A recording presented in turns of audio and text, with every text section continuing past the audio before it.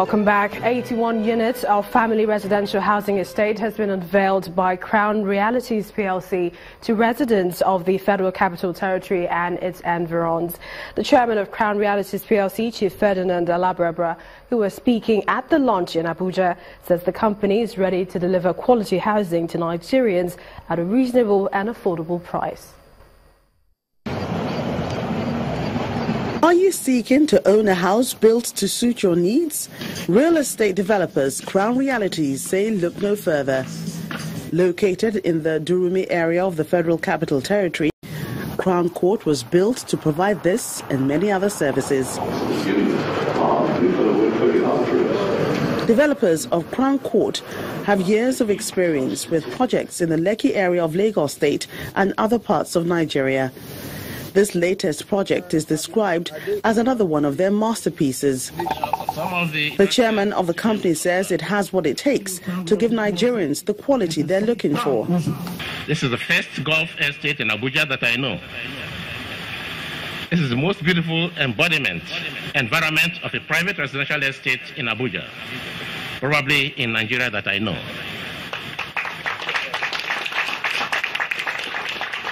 This is the most secure estate in Nigeria that I know. Then comes an insight into the components of the estate. We provide 24/7 power. There's no time you come to our estate that you don't have power. So we have that here. And the way we have done that, we will see that with time, we have 630 kVA diesel generating states, 3 of them, and they're all synchronized. The FCT administration supports this initiative, which it believes will help address the housing gap in the Federal Capital Territory and the country.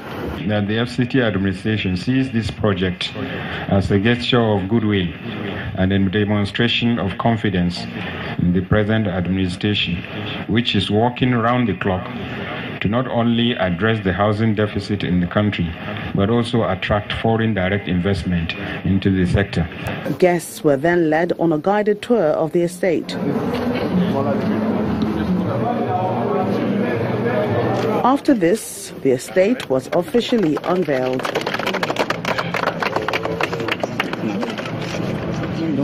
It's okay. A new car is set to storm the Nigerian market with the launch of the Peugeot 301 Midlife in Kaduna. The managing director of Peugeot Nigeria Limited, Mr. Ibrahim Boyi, says the new 301 has been designed to offer reliability, comfort and safety to car owners with the highest standards. Gathered here are top management staff of Peugeot Automobile Nigeria, car dealers and government officials for the official launching of the Peugeot 301 Midlife series assembled in Kaduna.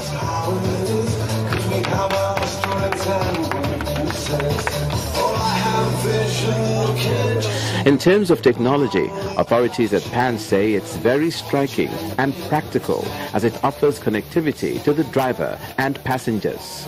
We have created options. Today, if you want to connect with your phones, you want to connect, with traffic, all those info entertainment systems are being brought into bear, but those are in options that you can choose. The body of the new car has been dressed in the latest stylistic codes of the brand, laced with striking vertical grille and neat adjustments embodying the sturdiness of the vehicle. This vehicle is particularly developed for this kind of terrain. It has a lot of ground clearance. It's a very rugged vehicle. It's easy to maintain, easy to service, and easy to run.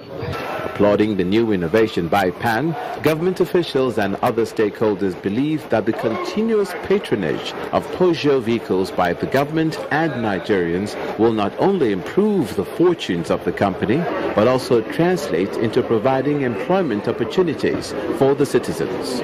So we have decided as a National Assembly, to encourage made in Nigerian products. And if you may recall, since about a year and a half ago, we decided to buy Peugeot products for our members.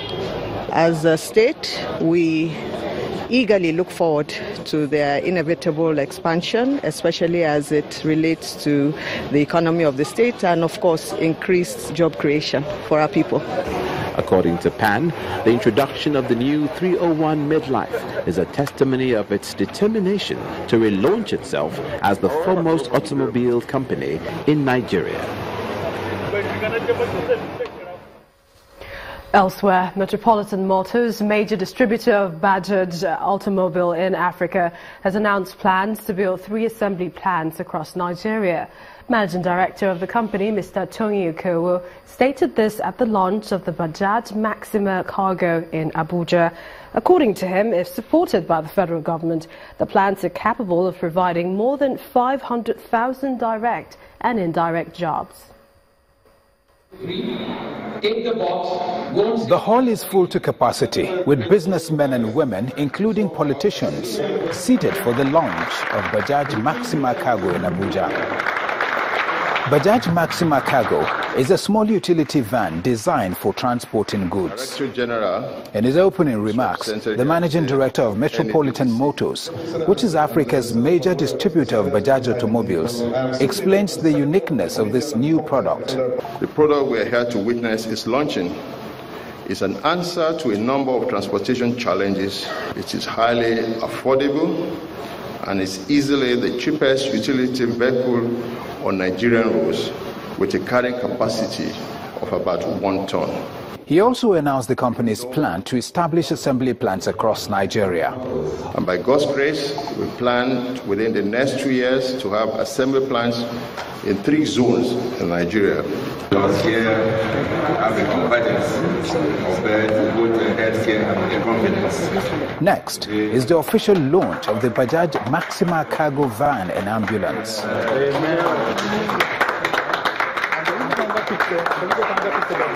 Outside the hall, the officials of Bajaj and Metropolitan Motors speak on the economic benefits of the new product. We have the Bajaj Maxima Cargo that can be used for last mile transportation. We also have the Bajaj Agro that be used, in agricultural, sector. So I think it's going to really be of great importance to the Nigerian economy.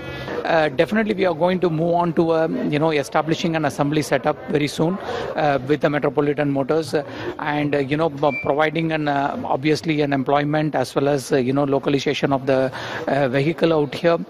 Bajaj Auto is arguably the world's largest manufacturer of 3-wheelers and largest exporter of motorcycles to Nigeria. Officials of the company say their achievement would not have been possible without the partnership of Metropolitan Motors. And for the latest business stories, here's Imana Amawe.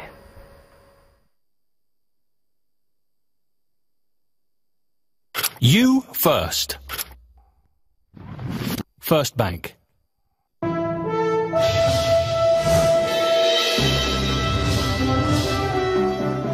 Hello and welcome to Business News. The ongoing annual meetings of the Africa Export-Import Bank in Rwanda has turned up at least 3 multi-million-dollar deals between the development finance institution and some organizations on the continent. Today, an MOU supporting a $1 billion credit facility deal between Afrexim and Dangote Group was signed. The industrial group looks to expand its cement footprints across the continent. Also, earlier in the week, Afrexim said it plans to disburse an estimated $25 billion for various interventions across Africa under its new vision of transforming trade. And the chairman of Etisalat Nigeria, Mr. Hakim Osage Bello, has resigned his appointment following the approval of a restructuring plan for the telecommunications company.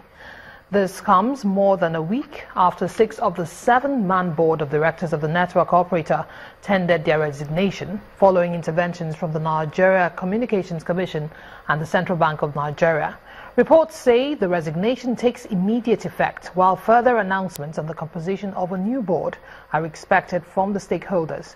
The new board is expected to assume control of the company's shareholding structure and navigate through its current loan repayment challenge with minimum impact.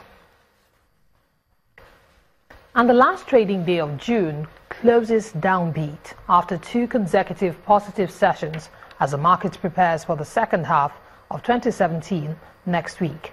Here's Anne Wawodo with the details.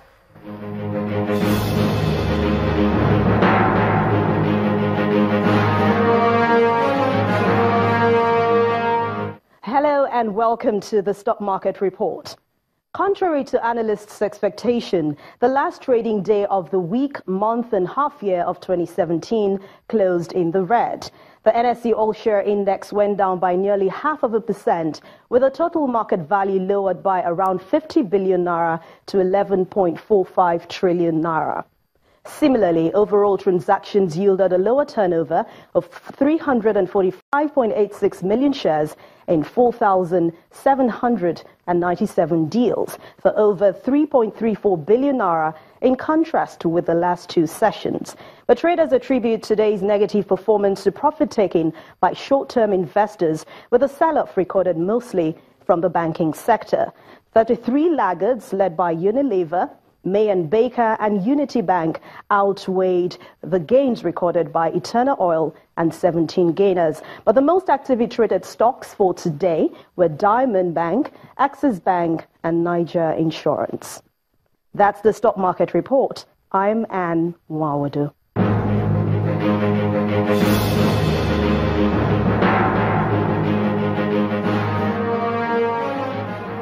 In the meantime, Wall Street closed mostly higher today as U.S. equities post their best first half-year performance since 2009. But let's see how the rest of the global markets ended the week.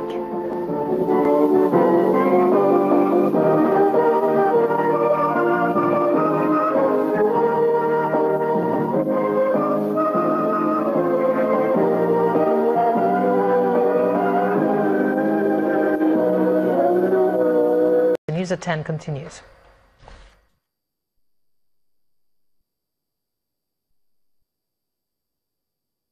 You first. First Bank. And teachers in Kwara State have protested against continued funding and management of primary school education by the local government councils in the state. The teachers, led by the state chairman of the Nigerian Union of Teachers, Musa Abubakar, staged a peaceful protest around the Ilorin metropolis. Teachers in Ilorin, the Kwara State capital, are rising up against the continued funding and management of primary school education by local councils.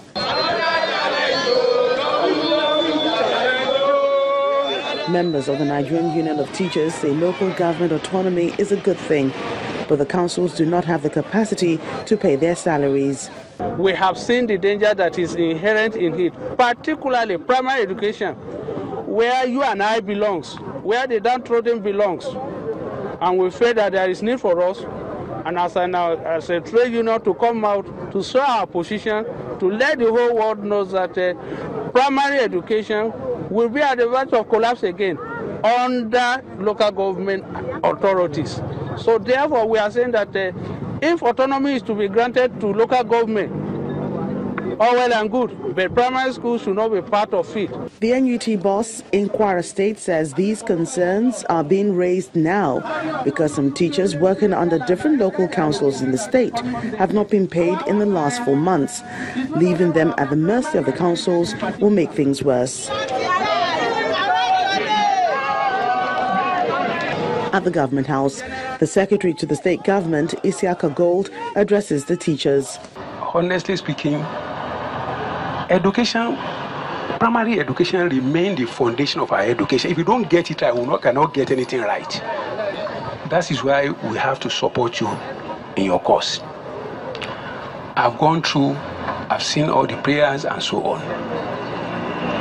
What we have today, the current situation in the running of primary education is by law. And that if there's going to be anything to change, it has to go through the law, through the process. Workers' protests of this nature usually tends towards a fight for the payment of salaries owed. But the teachers insist they are battling for the soul of primary education in the country. Still ahead on the news at 10. Appeals Committee nullifies elections into the boards of the Athletics Federation of Nigeria and the Nigeria Taekwondo Federation over irregularities. Do stay with us.